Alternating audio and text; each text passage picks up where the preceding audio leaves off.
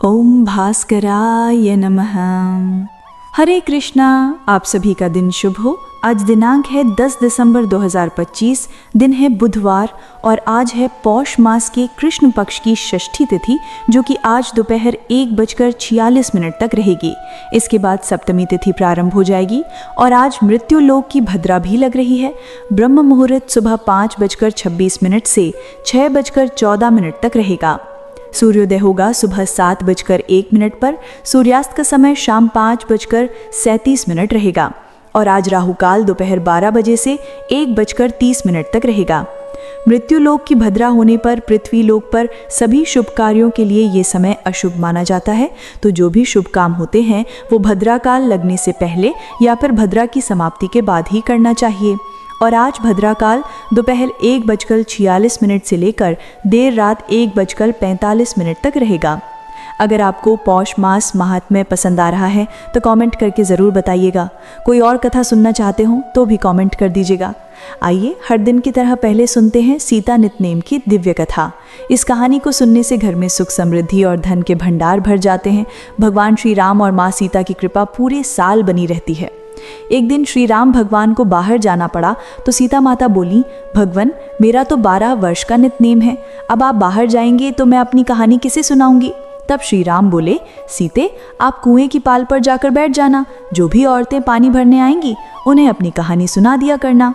सीता माता कुएं की पाल पर जाकर बैठ गईं। तभी एक स्त्री आई, रेशम की जरी की साड़ी पहने, सोने का घड़ा लिए।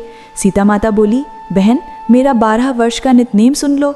वो बोली, मुझे घर जाने में देर हो जाएगी, सास झगड़ा करेगी, इसलिए नहीं सुन सकती, और चली गई।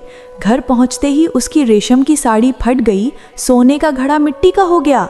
सास बोली, अरे बहू ये किसका दोष सिर पर लेकर आई है। बहू बोली, कुएं पर एक औरत बैठी थी, उसने कहानी सुनाने को कहा, मैंने नहीं सुनी, शायद उसी का फल है। अगले दिन सास उसी साड़ी और घड़े के साथ कुएं पर गई। सीता माता मिली तो बोली, बहन मेरी कहानी सुन लो। सास बोली, एक बार नहीं 4 बार सुनूंगी। तब सीता माता बोली, राम आए लक्ष्मण आए, देश के पुजारी आए, नितनेम का नेम लाए। आओ राम बैठो राम, तपी रसोई जीमो राम, माखन मिश्री खाओ राम, दूध पताशा पियो राम, सूत के पल का मोठो राम, शाल दुशाला पोठो राम, शाल दुशाला ओढ़ो राम। जब बोलूँ राम ही राम, राम सवारे सबके काम, खाली घर भंडार भरेंगे, सबका बीड़ा पार करेंगे।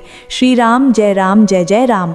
सास घर लौटी तो साड़ी फिर रेशम की हो गई, घड़ा फिर सोने का। बहू हैरान। सास बोली, वो कुएं वाली सीता माता थी, पुराने को नया कर देती हैं, खाली घर भर देती हैं। फिर दोनों सास बहू रोज ये कहानी करने लगी। देखते देखते पूरे मोहल्ले में कथा फैल गई, हर घर के भंडार भरने लगे।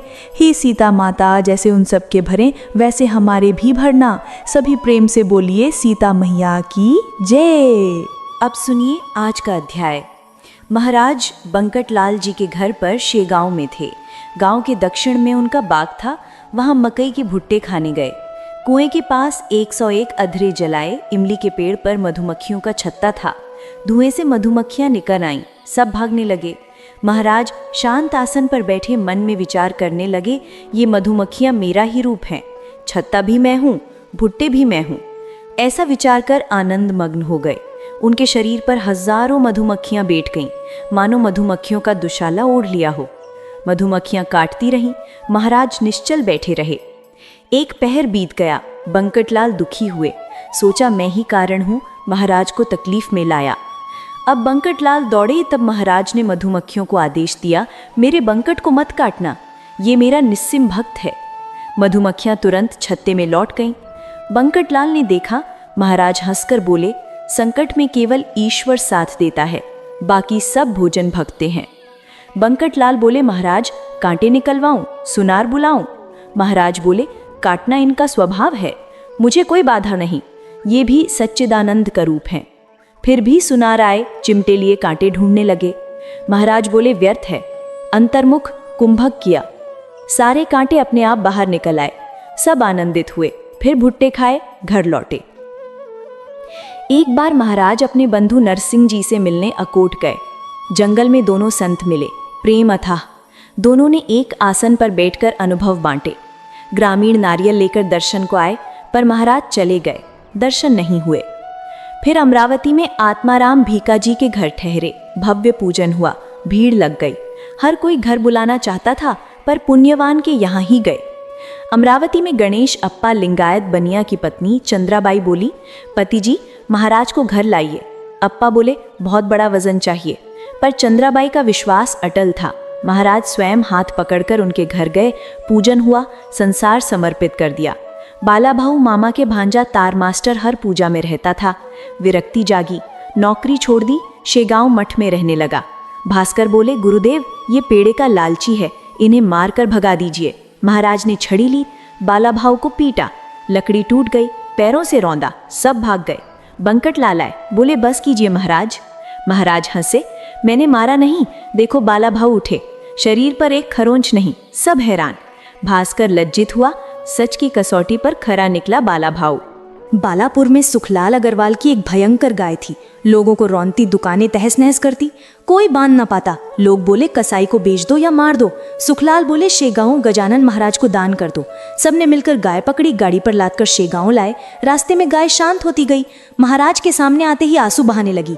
महाराज बोले, गौ माता को इस तरह बांधना पाप है। स्वयं बंधन तोड़े गाय ने। दोनों आगे के पैर जोड़ वंदन किया, 3 परिक्रमा की, चरण चाटने लगी। सब हैरान। महाराज बोले, अब किसी को पीड़ा ना देना, मठ में ही रहना। उस दिन से गाय पूरी तरह शांत हो गई। सब गौ माता को प्रणाम करने लगे। हरे कृष्ण। यही थी आज की लीला। कल फिर मिलेंगे नए प्रसंग के साथ।